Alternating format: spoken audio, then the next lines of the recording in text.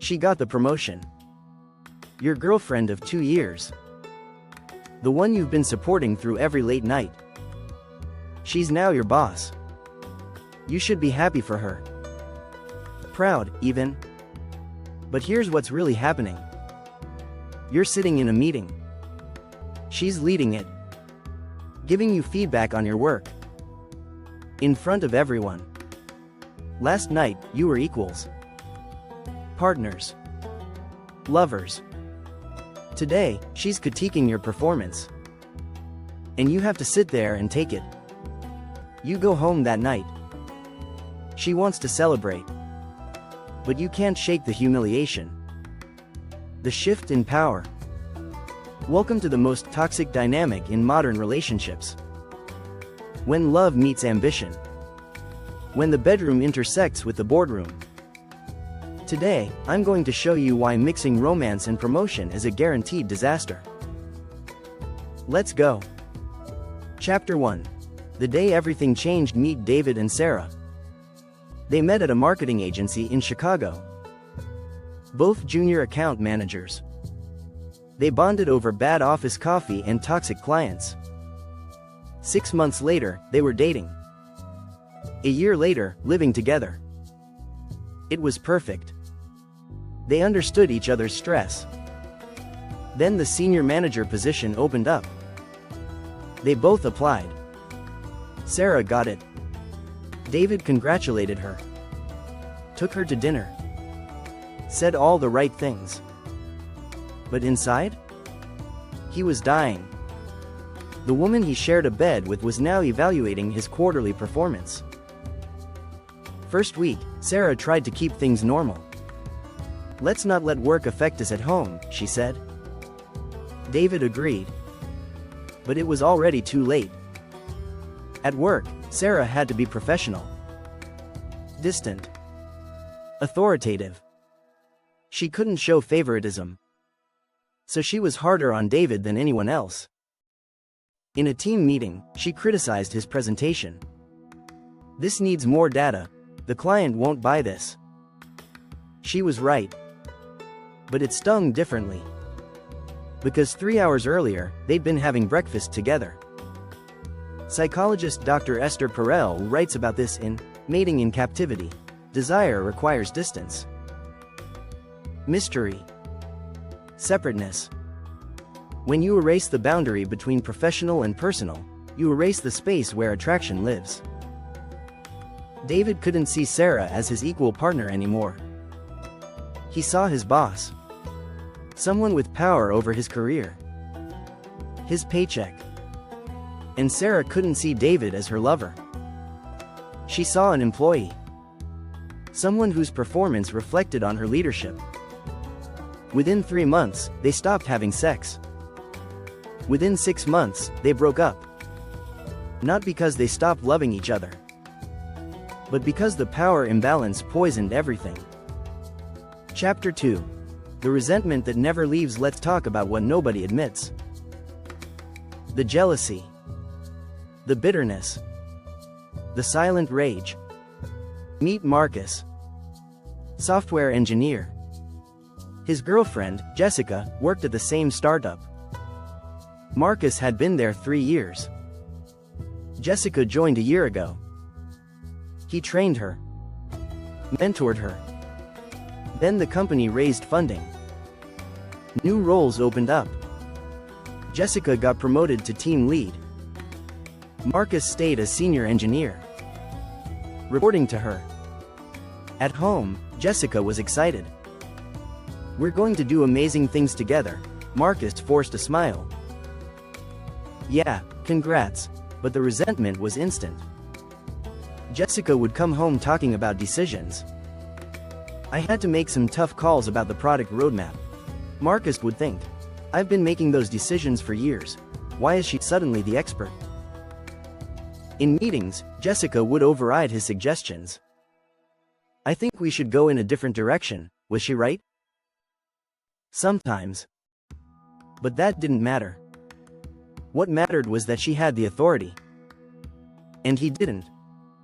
Sociologist Viviana Zelizer wrote about this in The Purchase of Intimacy. When money and power enter intimate relationships, they corrupt the emotional economy. You start keeping score. I got her this job.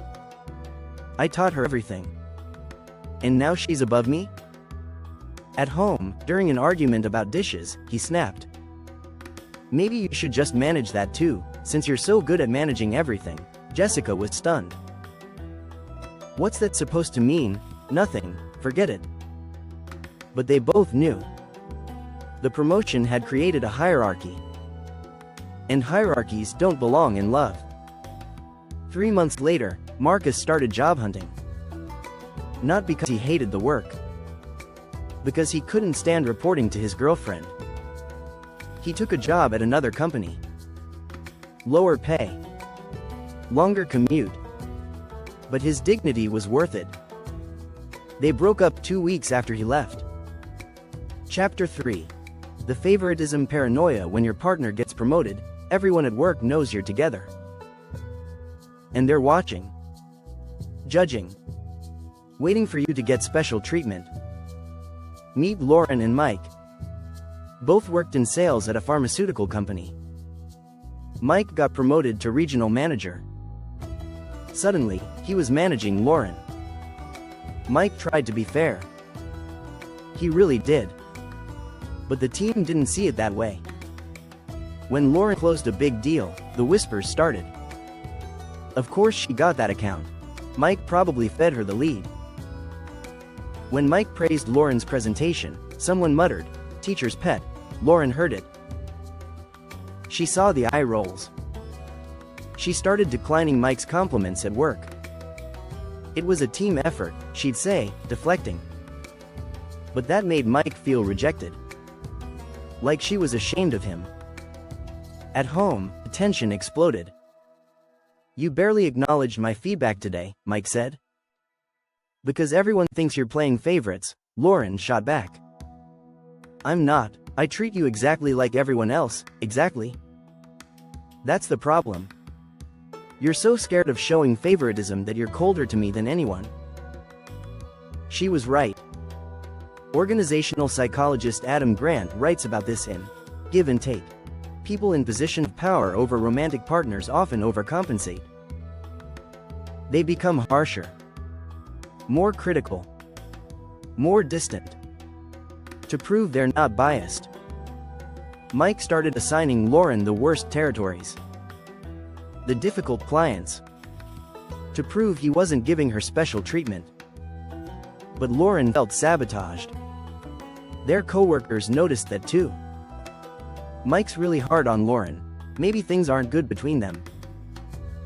Now the gossip was about their relationship, not their work. Lauren requested a transfer. They tried long distance for 4 months. It didn't work. Chapter 4. The death of vulnerability. Here's what really destroys relationships. You can't be vulnerable with someone who controls your career. Meet Amanda. She'd been dating Brian for 6 months when he got promoted to department head. Now he was her direct supervisor. Before the promotion, they'd talk about everything. Work stress, insecurities, mistakes. After? Amanda couldn't do that anymore. One night, she came home frustrated. I completely bombed that client call today. Brian, trying to be supportive. What happened? But Amanda froze. Because Brian wasn't just her boyfriend anymore. He was her boss. Anything she said could affect her performance review. Her raise. Never mind. It's fine. I fixed it. She didn't fix it. But she couldn't admit weakness. Psychologist Brené Brown writes about this in Daring Greatly. Vulnerability is the foundation of intimacy. Without it, relationships become transactional. Dead. Amanda started hiding her work problems. Brian noticed. You never talk to me about work anymore, because you're my boss. I can't tell you when I'm struggling. I'm still your partner. You can trust me. Can I? What if it affects my review? Brian was offended. I would never do that, but the seed of doubt was planted. Amanda stopped being herself at work. She performed. Pretended. At home, she was exhausted from pretending. Brian felt shut out. Amanda felt trapped. Within a year, they were strangers living together. The promotion had killed the intimacy. Chapter 5. The impossible choice. So what do? You have 3 options. All of them suck. Option 1. One person quits. Someone sacrifices their career to save the relationship. But who decides? And what's the cost? The person who leaves will resent the person who stays forever. Option 2. You break up. Walk away from the relationship to preserve your careers. But you're throwing away something real because of office politics. Option 3. You stay together and pretend it's fine. You compartmentalize. Work is work. Home is home. But humans aren't robots. We can't split ourselves that cleanly. The power dynamic bleeds into everything. Author Sheryl Sandberg addresses this in Lean In. Workplace relationships with power imbalances are nearly impossible to navigate. Because there's no fair solution. Someone always loses. Here's the brutal truth. Love and promotion don't mix because they operate on opposite principles. Love requires equality, vulnerability, safety. Promotion creates hierarchy, competition, power. You can't have both in the same relationship. If you're dating a coworker and one of you gets promoted, you're facing an impossible situation. The promotion will change everything. You'll resent them. They'll resent you. Your coworkers will judge you both. And slowly, the relationship will collapse. So if you're in this situation, be honest. Talk about the power shift. Acknowledge the discomfort. And decide, is this relationship worth one of you changing jobs? If it is, someone needs to move. Now. If it's not, end before the resentment destroys you both. Because mixing love and promotion doesn't just hurt the relationship. It destroys your career, your mental health, and your sense of self-worth. Some boundaries exist for a reason. This is one of them. So tell me, have you been in this situation? How did it end? Drop a comment. What did you think of this video? If this video resonated with you, consider subscribing, and take a look at what we're exploring next.